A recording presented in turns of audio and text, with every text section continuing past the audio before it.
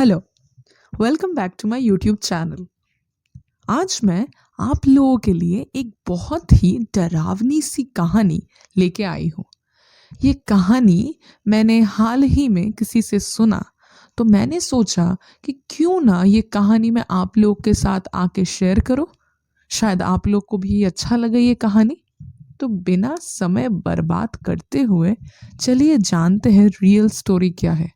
ओ हाँ, रुकिए, वैसे स्टोरी का नाम तो सुनते जाइए। स्टोरी का नाम है दरवाजे पर दस्तक। चलिए अब। ये कहानी बेंगलुरु के एक बिजी आईटी हब व्हाइटफील्ड के पास स्थित एक शांत न्यू कॉलोनी की थी। कॉलोनी में तेजी से निर्माण काम चल रहा था, इसीलिए रात के समय ज्यादातर सड़कें सुनसान रहा करती थी। सौम्या और अक्षय न्यूली मैरिड कपल थे और हाल ही में वो बेंगलुरु में अपने 2 BHK अपार्टमेंट में शिफ्ट हुए। उन्होंने रात के समय काम करने का आदत था क्योंकि दोनों ही वर्किंग थे। एक शुक्रवार की रात की कहानी है कि लगभग तब घड़ी पे 12:45 बज रहे हैं, जब दोनों अपने लैपटॉप पे काम कर रहे थे तो अचानक बाहर से उन्हें कुछ अजीब सी आवाज सुनाई देने लगी। शुरुआत में तो लगा कि उन्हें कोई जंगली कुत्ते की भौंकने की आवाज है, लेकिन आवाज बहुत ही तीखी और मानव जैसी थी। ये क्या है? सौम्या ने कानाफूसी की। पता नहीं, शायद कोई जानवर होगा। इग्नोर करो यार, अक्षय ने कहा। लेकिन सौम्या का ध्यान काम से बिल्कुल हट चुका था।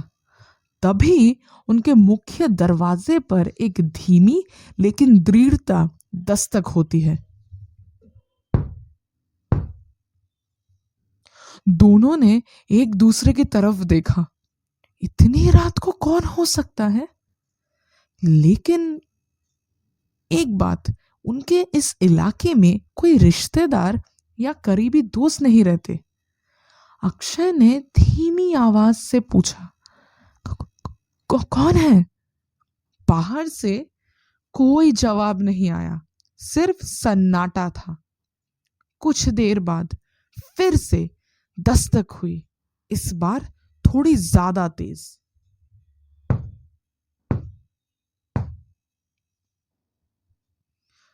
सौम्या का दिल धड़क उठा। अक्षय ने धीरे से दरवाजे के पीप होल में झांकने की कोशिश की। बाहर कॉरिडोर पे एक हल्की पीली रोशनी आ रही थी। वहां उसने देखा कि एक औरत का फिगर दिखाई दे रहा है।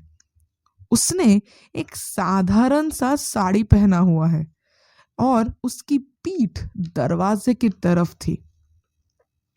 अक्षय ने फिर से पूछा, कौन है?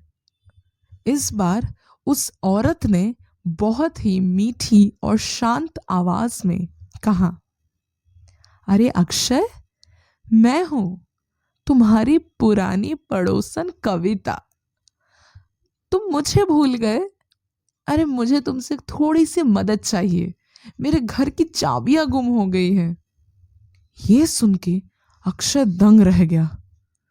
उन्हें ये नाम कभी सुना ही नहीं है।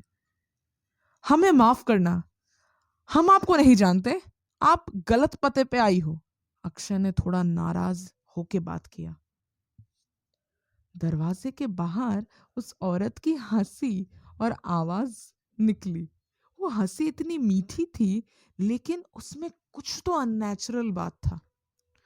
फिर उसने दरवाजे के पास आके धीमे लेकिन ज्यादा स्पष्ट आवाज में कहा, अरे अक्षय, दरवाजा खोलो, मुझे तुम्हें कुछ दिखाना है, जल्दी करो ना, मेरे पास ज्यादा टाइम नहीं है।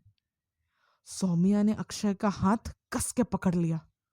दरवाजा मत खोलो अक्षय, इसकी आवाज मुझे ठीक नहीं लग रही है। अक्षय भी डर डर गया था।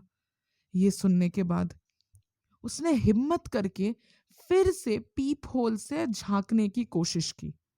इस बार वो औरत मुड़ चुकी थी और उसका चेहरा दरवाजे के तरफ था। अब जो कॉरिडोर का जो पीला रोशनी था वो अब उसके चेहरे पे पड़ने लगी थी। जो अक्षय ने देखा उसमें उसकी चीख अंदर ही अंदर दब गई। उस औरत का चेहरा नहीं था। जहां नाक, होठ और थोड़ी होनी चाहिए थी, वहां पे सिर्फ त्वचा का एक भयानक कटा हुआ मांस का टुकड़ा। उसकी आंखें थी, लेकिन उसका मुंह की जगह चेहरे पर एक लंबी भयानक सिलाई की तरह दिखने वाली दरार थी। और वो उसी कटी हुई दरार में से भयानक आवाज निकाल रही थी। दरवाजा खोलो अक्षय, तुम्हें पता है मैं तुम्हारी आवाज से तुम्हें पहचान गई हूं। सौम्या ने चिल्लाकर टॉर्च ऑन कर दिया और दरवाजे से हट जाने को कहा। चली जाओ यहां से। अचानक उस औरत ने हल्के से दरवाजे पर खरोचनी मारना शुरू कर दी और तभी अचानक से अक्षय को याद आया कि कुछ दिन पहले ही एक स्थानीय अखबार में उसने पढ़ा था कि अगर कोई औरत रात को दस्तक दे तो कभी उसका नाम मत लो और कभी भी दरवाजा मत खोलना। वो तुम्हें तुम्हारी आवाज से पहचान कर हमेशा तुम्हारे साथ ही पीछा करती रहेगी। उन्होंने दरवाजे को जोर से पकड़ लिया। बाहर से खरोचने की आवाज भी तेज हो गई। कुछ मिनट बाद वो खरोच और वो मीठी भयानक आवाज भी बंद हो गई। दोनों ने अगले 1 घंटे तक कोई आवाज नहीं की। जब सुबह हुआ और सूरज का पहला किरण निकला तो उन दोनों ने डरते डरते दरवाजा खोला।